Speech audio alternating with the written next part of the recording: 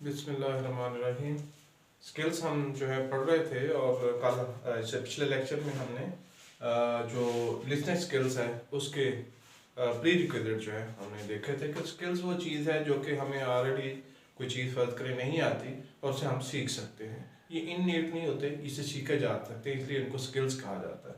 तो लिसनिंग जो है और उसके बाद स्पीकिंग, उसके बाद रीडिंग, उसके बाद राइटिंग, ये तरतीब है स्किल्स की। इसी तरतीब से हम स्किल्स ये सीखते हैं, अपनी लैंग्वेज के भी सीखते हैं और जो टारगेट लैंग्वेज है उनके स्किल्स अगर हमने सीखने हों तब भी वहाँ तरतीब यही रहेगी।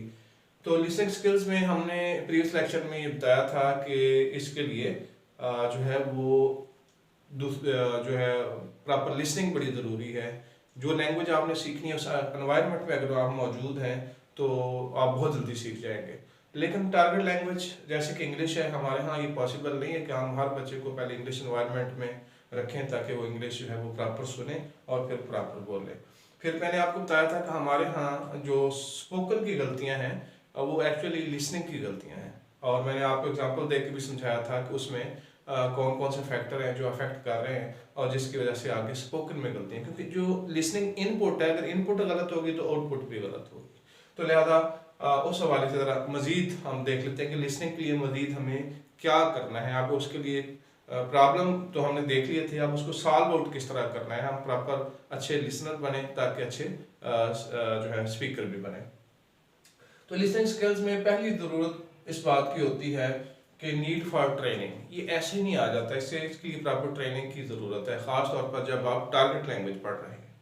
तो उसके लिए ट्रेनिंग जो है वो फ्राहम करना। दूसरे लफ्ज़ों में आपने ट्रेनिंग से मुराद ये exposure of that target language listener को फ्राहम करना है ताकि वो ज़्यादा से ज़्यादा वो लैंग्वेज सीखे, उसकी इनपुट जाए और ताकि वो बाद में उन्हीं स्ट्रक्चर्स को बहुत अच्छे तरीके से बोल सके।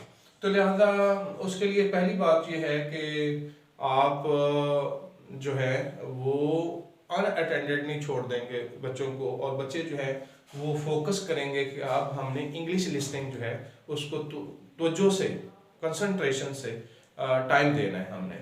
तो उसके लिए आप क्या कर सकते हैं और कौन कौन सी चीज़ें देख सकते हैं। मिसाल के तौर पर आप पहले सबसे अच्छी बात तो ये होती है कि इंग्लिश स्पीकिंग कंट्रीज जो है उनका विजिट करवाया जाए, उसमें उस माहौल में कुछ देर के लिए उनको रखा जाए, वहीं ट्रेनिंग कोर्सेज करवाए जाए, जो कि हर एक के लिए पॉसिबल नहीं है।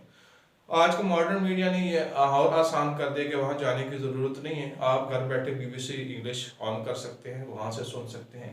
इसी तरीके से वॉइस ऑफ अमेरिका देख सकते हैं।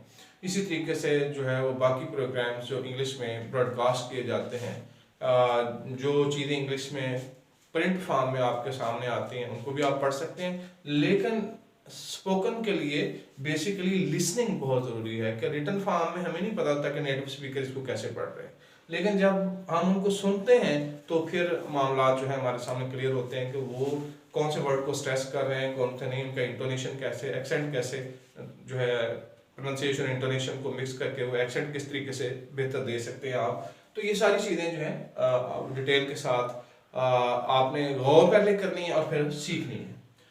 टाइप ऑफ द मटेरियल इसके लिए आप कौन से यूज़ कर सकते हैं। टाइप ऑफ द मटेरियल में अगर हम देखें तो आप वही यूज़ कर सकते हैं जो अपनी L1 में यूज़ करते हैं। मिसाल के तौर पर अगर आपको देखा जाए कि आपने अपनी L1 कैसे सीखी, तो जाहिर बात है आपके सामने लोग गुफ्तगू करते थे, वो माँ थी या बाप थे या बहन भाई थे या कबीले वाले थे या ख़ानदान वाले, तो आप उनकी कन्वर्सेशन से सीख गए हैं, उनकी गपशप से सीख गए हैं। तो ऐसे ही अगर आप इंग्लिश सीखना चाहते हैं तो इंग्लिश कन्वर्सेशन रिकॉर्डेड फॉर्म में मौजूद हैं, आप वो सीख सकते हैं। ऑनलाइन जो है इनके कोर्सेज पड़े हुए हैं, वो भी आप ले सकते हैं लिसनिंग के लिए। और पहले जो है बहुत सादा जो है सेंटेंसेस हैं, जैसे हमारे यहाँ भी ऐसे होता है कि छोटे बच्चा पहले एक एक वर्ड पिक करता है, फिर दो दो वर्ड, फिर पूरा पूरा सेंटेंस, और फिर तो बोलना जब शुरू करता है तो फिर तो कायदा चुप करवाना पड़ता है उसको। तो बिल्कुल इसी तरीके से इंग्लिश में भी आपने सिंपल से हार्ड की तरफ जाना है, यानी सिंपल से डिफ़िकल्ट की तरफ जाना है। तो पहले सिंपल कन्वर्सेशंस उठानी है, उनको तरीके से सुनना है और फिर उन पर कंसंट्रेट करना है, फिर आप इजी टू डिफ़िकल्ट की तरफ मूव करेंगे। और दूसरी बात क्या होती है कि आपने जो है अपनी लैंग्वेज में यही है कि आप किसी की तकरीर सुनते हैं, किसी का लेक्चर सुनते हैं, किसी से कोई स्टोरी सुनते हैं, ये मोनोलॉग्स की फॉर्म होती है। तो लिहाजा इस तरह इंग्लिश में भी स्पीचेस सुनी जा सकती है, अच्छी स्पीचेस सेलेक्ट कर लें वो आप सुने, अच्छे लेक्चर्स मोटिवेशनल हैं वो आप सेलेक्ट कर लें सुने, अच्छे जोक्स हैं उनको सेलेक्ट कर लें सुने। तो लिहाजा आपको लिसनिंग की प्रैक्टिस होनी चाहिए, जितना मैक्सिमम एक्सपोजर जो है इस लैंग्वेज का जाएगा उतना आप बेटर परफॉर्म करेंगे। टीवी और रेडियो प्रोग्राम देख लें, ये बात हो सकती है। प्लस दूसरी बात ये होती है कि जो नेटिव स्पीकर हैं उनको जो है वो बोलते हुए जब आप सुने तो आपको चंद एक टेक्निकलिटीज का पता होना चाहिए ताकि पता चले कि ये यहाँ प्रॉब्लम ये है।